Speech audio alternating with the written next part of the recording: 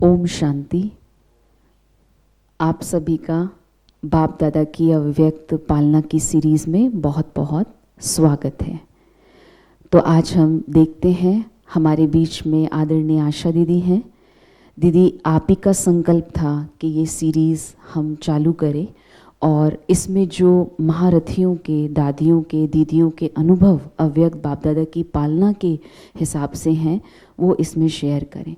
तो दीदी, आज 18 जनवरी है और हमें ये भी पता है कि आपने ब्रह्मा बाबा की पालना भी ली है और आज का वो दिवस है और बाबा ने तपस्या की और सदा ही हमें खिंचाया है। तो दीदी, आप बचपन से ही ब्रह्मा बाबा की पालना में पले, तो पहले तो हम यही चाहेंगे कि बाबा के जो साथ आप रहे और आपका विशेष, बाबा ने आपको क्या बात ऐसी बताई या ब्रह्मा बाबा की बात आपको कौन सी ऐसी बहुत अच्छी लगी जो आपने सदा ही अपने जीवन में उसको अपनाया है। ओम शांति। हमारा परम सौभाग्य है जो सृष्टि के अधिष्ठाता, नए विश्व रचयिता और उनके माध्यम ब्रह्मा बाबा से बाल्यकाल से पालना मिली और बाबा ने पहली मुलाकात में, जब मैं प्रथम बार मधुबन गई हूँ 1959 में, जब बाबा छोटे से मकान में थे, अब तो वो मकान भी बड़ा हो गया है, रेनोवेट हो गया, पॉलिश्ड हो गया है, लेकिन उस समय का मकान बड़ा प्यारा अभी भी याद आता है। हमारे पास कुर्सियां भी नहीं थी। तो पहली मुलाकात में धरती पर हॉल में बैठे थे बाबा, मम्मा और कानपुर की पार्टी गई थी और हम कानपुर से ही ज्ञान लिया, तो कानपुर की पार्टी में गए थे अपने माता पिता के साथ। तो रास्ते भर टीचर ने पक्का कराया था कि देखो, बाबा पूछेगा कि पहले कभी मिले हो। उन दिनों 4-5 प्रश्न बाबा पक्के कराते थे। माताओं को पूछते थे कि तुम्हारे कितने बच्चे हैं, और हम लोग जैसे छोटे बच्चे या दूसरे, तुम पहले कभी मिले हो, बड़ों को भी पूछते थे बाबा। तो तुमको जवाब ये देना है, टीचर ने पक्का कराया, जवाब ये देना है, जी बाबा मिले हैं 5000 साल पहले। तो मुझे विविडली पूरा याद है, सब मिल रहे थे, बाबा बहुत प्यार से एक एक को दृष्टि देते, ईश्वरीय सुख का अनुभव करा रहे थे। तो जब मेरा टर्न आया, बाबा ने पूछा, बच्ची तुम पहले कभी मिली हो?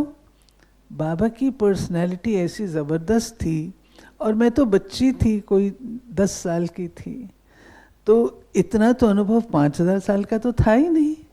तो बाबा को देखते मैंने कहा, नहीं बाबा, मैं पहली बार मिल रही हूँ। तो शायद टीचर की वाइब्रेशन आई मुझको या उनकी नज़र पड़ी, तो मुझे तुरंत याद आ गया, नहीं टीचर ने कहा था बाबा पूछेगा तो आपको ये जवाब देना है। तो मैंने कहा, नहीं बाबा, मैं 5000 साल पहले मिली हूँ। तो बाबा ने मुझ छोटी बच्ची को अपने गले लगाया, मेरी पीठ थपथपाई और कहा, ये बच्ची ने सबक अच्छा याद किया। इस चीज़ ने मुझे अंडरलाइन करा दिया कि बाबा का जो सबक है उसको पक्का ही याद रखना है। बाबा ने कहा। दूसरा, बाबा ने उसी मुलाकात में अलग टाइम पर, बाबा परिवारों से अलग अलग मिलते थे, अलग से परिवार से मिल रहे थे। माता पिता थे, मैं थी, बाबा थे, हम चारों एक ही चारपाई पर बाहर बैठे थे, गर्मी के दिन थे। उन दिनों वो फ्लोर भी सीमेंटेड नहीं था, मट्टी मट्टी वाला था। शाम को पानी छिड़क करके मट्टी को, और एक ही चारपाई पर आप सोचो, बाबा, पिताजी, माँ और मैं। बाबा हर आत्मा की जो भविष्य की उसकी है उसको जानता है। जिन दिनों में हम ज्ञान में आए उन दिनों कुमारियों को ज़्यादा पढ़ाते नहीं थे,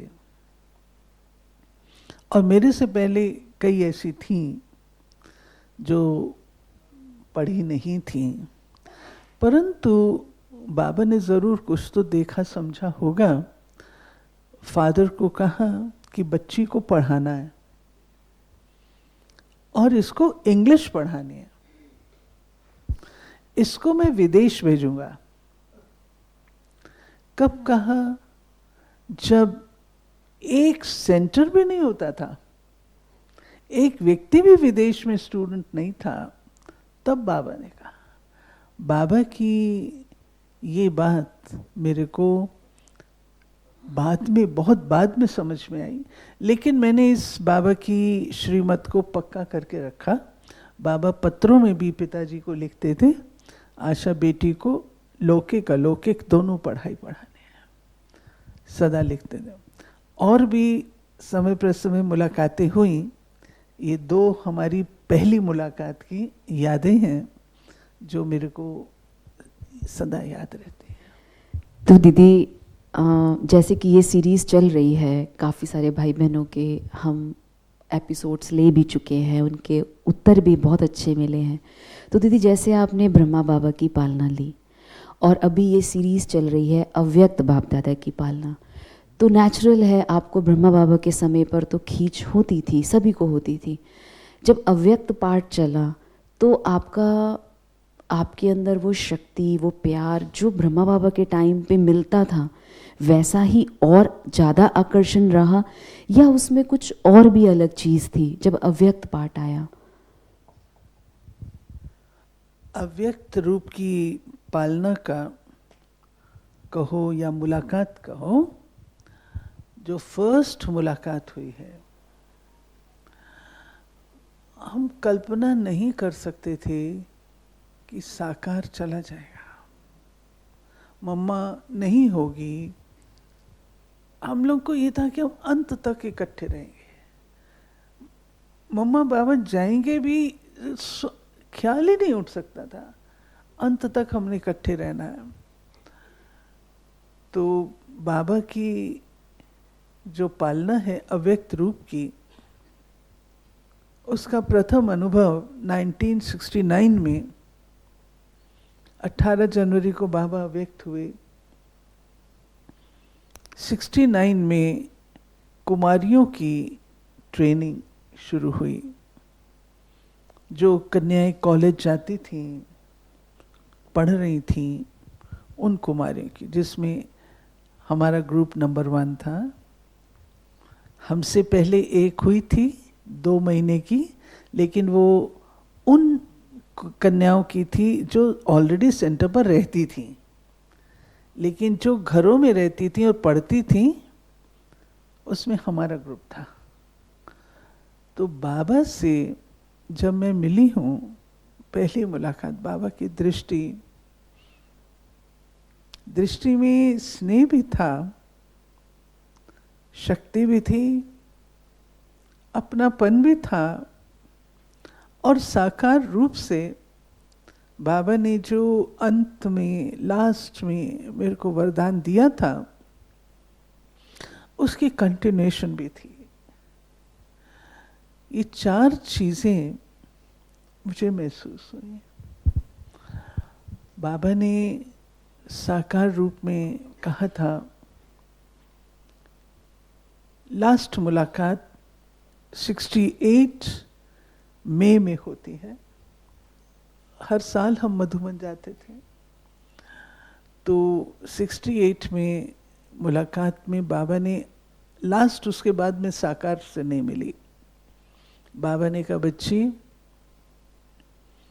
सदा याद रखना, जैसा कर्म मैं करूँगी मुझे देख और करेंगे। इसकी हिस्ट्री है, एपिसोड है। परंतु जब अव्यक्त से मैं मिली हूँ तो बाबा ने वही वरदान की कंटिन्यूटी दी। बाबा ने कहा, बच्चे तेरे को अनेकों को आप समान बनाना है। तो वो साकार और अव्यक्त एक है, ये बाबा ने अनुभव कराया। नहीं तो अव्यक्त, लेकिन साकार और अव्यक्त एक। मुझे बाबा कई बार स्वप्न में, कई बार अमृत वेले में मुझे साकार रूप की, फरिश्ता स्वरूप के दिखाई भी देते, नजर भी आते थे। कई बार आत्मा में कुछ बातों का द्वंद्व होता था, वो द्वंद्व भी बाबा समाधान करते थे। तो बाबा की जो अव्यक्त रूप की पालना है, उसका अनुभव करने के लिए केवल आत्मा पात्र रूप चाहिए, ऐसा मैंने अनुभव किया। तो दीदी, जो आपने लास्ट कहा कि वो पात्र रूप चाहिए, तो अभी जो हम सब बच्चे हैं, अभी कुछ ऐसे हैं जिन्होंने साकार बाबा को नहीं देखा, जिन्होंने अव्यक्त बाप दादा की पदरामणि होते हुए अपने आँखों से नहीं देखा। तो अभी जो भाई बहनें हैं उनके मन में आता है कि चलो हमने साकार को नहीं देखा, अव्यक्त पालना हमें ऐसे पदरामणि के रूप में हमने नहीं देखी, लेकिन आज वीडियो के माध्यम से देख रहे हैं, तो कहीं ना कहीं मन में आता है कि हमने ऐसा कौन सा पुरुषार्थ नहीं किया जो हम इस चीज़ को नहीं देख पाए। चलो साकार नहीं सही, लेकिन अव्यक्त तो देख लेते। इसमें हमें निराश और उदास नहीं होना चाहिए। देखिए, बाबा आज भी अव्यक्त रूप से पालना कर रहे हैं। ठीक है, आपने साकार नहीं देखा, आपने अव्यक्त रूप से पधरामणि नहीं देखी, आज भी बाबा की जब पधरामणि होती है, गुलजार दादी बैठती हैं और फिर बाबा का आना होता है, जो आत्माएं उस भावना और श्रद्धा से उस वीडियो को देखती हैं और उनसे दृष्टि लेती हैं, उनको अभी भी वो अनुभव होता है। मुझे खुद होता है, कई बार करंट का अनुभव होता है, बाबा की दृष्टि पड़ रही है और करंट। तो इसमें मैंने जो कहा, पात्र चाहिए, आपकी भावना चाहिए, आपकी श्रद्धा चाहिए, आपका प्यार चाहिए, वो चीज़ आपको अनुभव कराएगी।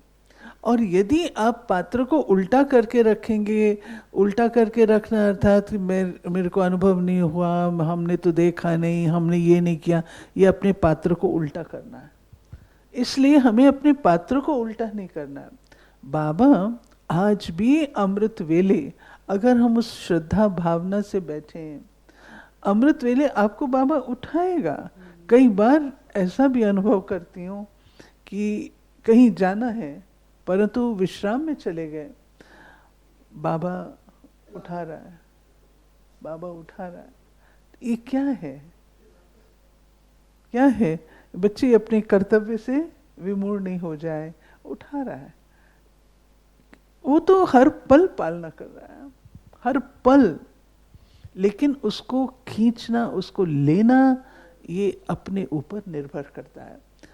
ठीक है, मैं पूछती हूँ जो ये कहते हैं कि हमने नहीं देखा, नहीं पढ़ा, मैं उनसे ही पूछती हूँ, क्या आपने वो सब अनुभव जो दादियों के हैं, दीदियों के हैं, किताबों में लिपिबद्ध हैं, क्या आपने पढ़े हैं? बाबा की जीवन कहानी पढ़ी है? सिर्फ ये कहना कि हमें उपलब्ध नहीं, चलो नहीं था, अब ये पढ़ करके अनुभव कर लो, ये हमारा काम है। बहुत सुंदर दीदी। और मुझे लगता है जो भाई बहनें इसको सुन रहे हैं, आपके जो 2-3 प्रश्न आए थे वो भी साथ साथ दीदी ने इस अनुभव में हमें बताए।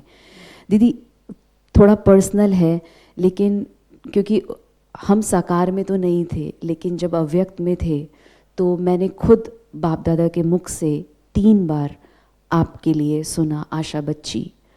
बच्ची था या नहीं, लेकिन आशा ज़रूर नाम था। तो दीदी जब बाबा ने ऐसा आपको कहा, अव्यक्त बाबा ने, तो आपका क्या उस टाइम का वो क्या फीलिंग थी? कि क्योंकि खुद बाप दादा ने आपका मंच से नाम लिया, और वो ऐसे नहीं लिया, वो हमें पता था कि कोई प्रोग्राम हुआ था, कुछ मेला लगा था, जिसके बाद बाबा ने आपको बहुत शाबाशी दी और सभा के बीच में कहा। तो क्या फीलिंग थी? ये अपनी खुशकिस्मती है, 2 बार बाबा ने प्राइज भी दिया है, और वो हमारे आदरणीय बृजमोहन भाई और मैं दोनों, क्योंकि ऑफिस में थे तो वीआईपी सेवा थी, एक global cooperation for a better world उस पर, और एक बार बाबा की स्टैंप निकली थी, तो स्टैंप निकली थी तो वो बाबा को बहुत अच्छे, तो बाबा ने हमें प्राइज भी दिया था, सभा के बीच में दिया था। और ये भी किस्मत की बात है। तो ये चीज़ें इनकरेज तो करती हैं। और बाबा, मैं आज सोचती हूँ, उस समय तो मुझे कुछ नहीं पता, आज मैं सोचती हूँ साकार रूप में तो हम छोटे थे, इतने सर्विसेबल नहीं थे, गीत कविताएं गाते थे, लेकिन अगर अव्यक्त रूप से बाप दादा इतनी सारी सभा के बीच में नाम लेता है तो अपना ही बाबा का प्यार भरा आशीर्वाद है, जिसको मैं समा करके रखूं। खुशी भी होती है और वो भी है कि बाबा ने ये दिया तो इसको मुझे समा के रख। क्योंकि दीदी हमको तो पता नहीं होता था, पर हम जब बाप दादा के मुख से सुनते थे तो डेफिनेटली अटेंशन जरूर जाता था कि बाबा ने कुछ तो ऐसे किया होगा जो बाबा ने आप सब महारथियों का नाम लिया होगा। तो दीदी बहुत ये भी देखा है कि शुरू से ही अव्यक्त पार्ट में आपका पार्ट बाबा से सम्मुख स्टेज पे मिलने का भी रहा, चाहे वो किसी भी कारण से हो, बाबा से टोली लेने की, दृष्टि लेने की। तो दीदी कभी ऐसा, उसका भी कुछ अलग ही अनुभव होता है। एक तो नीचे बैठते हैं, पदरामणि होती है, देखते हैं, लेकिन जब आपको खास बाबा ऊपर बुलाते हैं या आपको बड़े ऊपर बुलाते हैं, और तब बाप दादा ने आपको टोली भी दी है अपने हाथों से।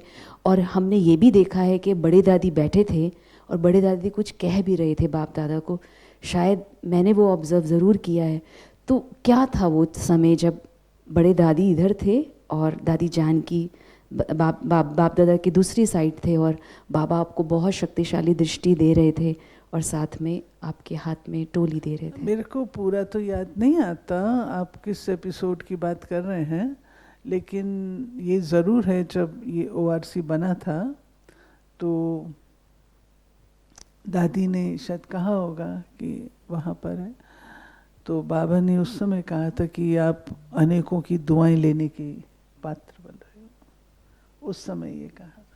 दीदी यही था, कुछ ORC का ही कुछ था स्टार्टअप, तो वो चीज़ हमने देखी तो बहुत अच्छा लगा।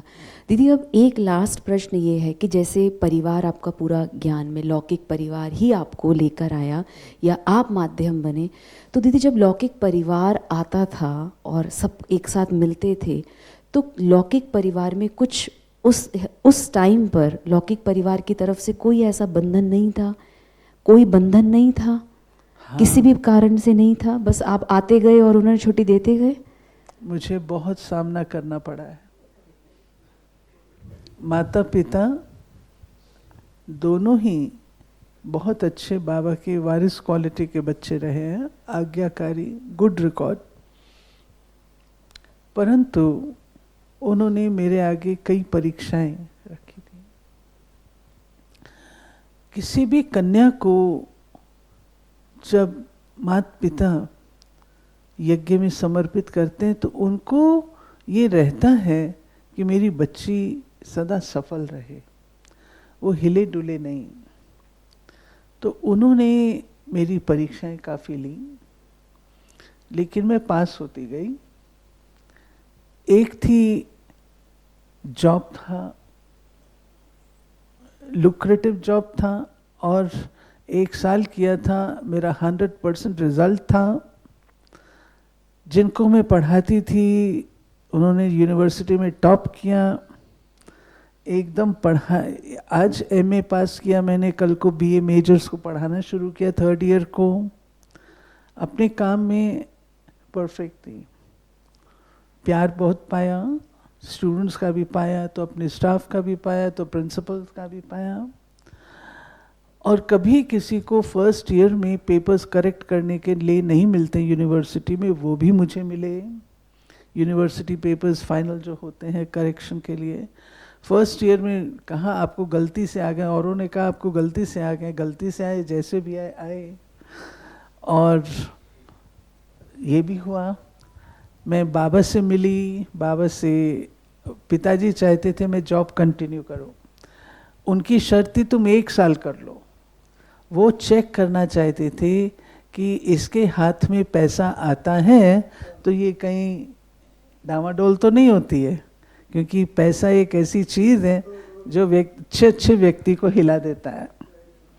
तो मेरे को जो चेक मिलता था वो बैंक में जा, और मैं अपने ट्रांसपोर्ट का पैसा भी माँ से लेके जाती थी। तो पिताजी ने देखा इसको पैसे से तो प्यार है नहीं, और वो चाहते थे तेरे को इतना मान मिला है, इतना तेरी सक्सेस है, तुम क्यों छोड़ती है। मैं कहती नहीं, आपका वायदा था कि मैं 1 साल ही करूं तो मैं 1 साल ही करूं। मैं बाबा से मिलने गई अव्यक्त रूप से, बाबा थे, तो बाबा ने कहा बच्चे, मैंने कहा बाबा ऐसे ऐसे है। बाबा ने कहा तुम छुट्टी लेकर के देखो। मैंने कहा बाबा मुझे छुट्टी नहीं मिल सकती है क्योंकि 1 साल की जॉब है। तो बाबा ने तुरंत कहा मुझे छोड़ दो। जब बाबा ने कहा छोड़ दो तो मुझे श्रीमत मिल गई, और मैं वापस लौटी तो माया भी बहुत आकर्षक रूप लेके बैठी थी। मुझे कॉलेज में वाइस प्रिंसिपल का ऑफर आया हुआ था, तो पिताजी ने कहा अभी तो तुमको ये भी आया है। तो मैंने कहा नहीं, मैं पक्की रही। मैंने कहा नहीं, आपने 1 साल का वायदा कहा था, 1 साल पूरा हो गया, और मेरे को बाबा ने कहा छोड़ दो, अब मैं नहीं करना चाहती। तो दीदी ये इसलिए पूछा है यहाँ पे ये परीक्षाएं थी, और वो नहीं चाहते थे कि मैं समर्पित हो जाऊं। दूसरा, जो हमारे लौकिक परिवार के बहुत बड़ा परिवार था, आर्य समाजी थे, मेरी कजन्स अच्छे एजुकेटेड आर्य समाजी थे। नाना जी कहते थे मैं हिंदुस्तान टाइम्स में निकालूंगा। ब्रह्मा कुमारी ने हमारी बच्ची को ऐसा किया। मैं आज दिन तक कभी अपने बड़ों को वापस जवाब नहीं दिया है, आज दिन तक का मेरा रिकॉर्ड है। मैं कभी बड़ों को जवाब नहीं देती, जो बड़े कह दें ओके। ये मेरा रिकॉर्ड जो रहा। तो नाना जी ने जब मेरे को ऐसा बोला कि मैं ऐसा हिंदुस्तान टाइम्स में डालूंगा, दादी जी से मिलने आए, दादी जी से बातचीत की उन्होंने। तो मैंने कहा बाबूजी आप हिंदुस्तान टाइम्स में डालोगे तो उसका जवाब फिर हिंदुस्तान टाइम्स में ही पाओगे। तो उनको लगा कि इसमें इतनी, फिर धीरे धीरे उन्होंने देखा, फिर मेरे को सहयोग देना शुरू किया। ऐसे दीदी मेरा प्रश्न इसलिए यहाँ ये पूछने का था क्योंकि आपने कहा कि अव्यक्त बाबा ने जब आपको कह दिया तो फिर आपने उसके बाद ठीक है अब मेरा जो डिसीज़न है वो ठीक है क्योंकि अव्यक्त बाप दादा ने मुझे ओके कर दिया। तो दीदी उसके बाद कोई संशय नहीं, कुछ नहीं, बस आप चलते गए इस लाइफ में। नहीं, देखिए ये पुरुषार्थी जीवन है। हम पढ़ रहे हैं, और पढ़ाई में क्वेश्चंस आते हैं। पढ़ाई में परीक्षा न हो ऐसा होता नहीं है। बहुत जबरदस्त परीक्षाएं, जबरदस्त माना जबरदस्त, लेकिन एक लक्ष्य पक्का, दूसरा मैंने पीछे मुड़ के नहीं देखना, तीसरा बाबा का साथ, और मेरे को दादियों का साथ बहुत मिला। तो मैं हर प्रकार से दीदी आपके पास तो बहुत अनुभव है, लेकिन हमारी ये सीरीज़ का थोड़ा सा टाइम भी होता है, क्योंकि आप बाप दादा की बात करते हैं तो हमें जो पता है आपके साथ रह के कि आप दादी गुलजार जी के साथ ही रहे हैं, पले बड़े आप साथ में हुए, दादी ने लेक्चर तक भी आपको तैयार कराए, और ऑफिस में जहाँ आप कहते हैं पांडा भवन दिल्ली ऑफिस में दादी के संग रह के ही आपने सारी सेवाएं सीखी। तो दीदी दादी को आप देखते थे, लास्ट एक गुलजार दादी को देखते थे, और वही गुलजार दादी जब बाप दादा के रूप में आते थे तो कैसा लगता था आपको? वही दादी थे जिनके साथ आप पूरी सेवा करते, और फिर वही दादी की पदरामणि बाप दादा के रूप में होती। एक बात मैं आपको बता दूं, जब गुलजार दादी के तन में बाबा आते थे तो दादी गुलजार है ये भाषा आती नहीं थी हमको बाबा ही दिखते थे, गुलजार दादी नहीं दिखते थे। बहुत सुंदर दीदी। और जो भी भाई बहनें इसको सुन रहे हैं, आप लगातार इसमें बने रहें, क्योंकि खास इसलिए ये एपिसोड रखा है कि बड़ों के अनुभव, जैसा कि दीदी ने कहा कि अगर हमने साकार में नहीं भी देखा है या अव्यक्त रूप में बाप दादा की पालना नहीं ली है, लेकिन ऐसा है नहीं, आज अगर अव्यक्त मुरलियों को देखें या बड़ों की बातों को सुने भी, तो भी उससे हमें अव्यक्त पालना का एहसास होता रहता है। तो आप इस अव्यक्त पालना की सीरीज़ में जुड़े रहें। बहुत सारे अनेक प्रकार के अनुभव आपको बड़ों से सुनने को इसमें मिलते रहेंगे। आप इसमें बने रहें। आपने आज का भी एपिसोड सुना, इसके लिए बहुत बहुत शुक्रिया। थैंक यू दीदी, आपने अपना अनुभव हमारे साथ साझा किया।